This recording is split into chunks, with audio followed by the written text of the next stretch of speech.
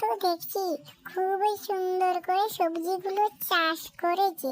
রামু তো যে সবজিগুলো চাষ করেছে, আমি তো লক্ষ্মী তাকে আরো তার ফসলগুলো সুন্দর করে সুস্থ করে আরো তাজা করে দেবার দরকার। কেননা আমি তো লক্ষ্মী। রামু যে কষ্ট করে ফসলগুলো করেছে, আমি রামুকে অনেক বড়লোক বানিয়ে দেব এই ফসল থেকে রামু অনেক বড়লোক হয়ে যাবে। কেননা রামু তো প্রচণ্ড কষ্ট করে। আর এদিকে আমি রামুর ক্ষেতে বসে বসে রামুর ক্ষেতটা পাহারা দেব। কোনো ছাগল কোনো কিছু যাতে রামুর ক্ষেত থেকে না খেতে পারে। কেননা রামু আমাকে খুব ভালোবাসে। রামু গরিব হতে পারে, আমাকে শুধু ডাকে আর ডাকে, লক্ষ্মী লক্ষ্মী আমার উন্নতি করো, লক্ষ্মী আমার উন্নতি করো।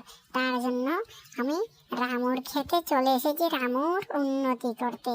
রামু যেহেতু আমাকে এত ডাকে, আমি না আসে তো আর পারছি না।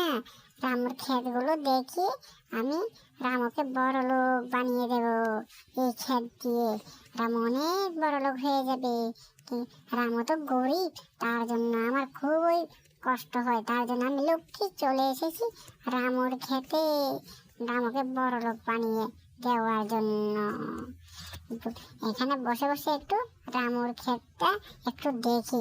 রামুর ক্ষেতে যদি কোনো ছাগল যদি চলে আসে, তাহলে তো রামুর ক্ষেতটা খেয়ে ফেলবে। তখন তো রামু অনেক কষ্ট পাবে। না না, রামুর কষ্ট হতে রামুকে আমি দেব না। এখন তো দেখছি রামু আসার সময় হয়ে গেছে না, এবারে বেশি থাকা যাবে না, আমাকে এখান থেকে সরে যেতে হবে। না হলে তো আমি এখান থেকে চলে যেতে হবে না, একটু বিশ্রাম করে নিই, তারপর আমি চলে যাব।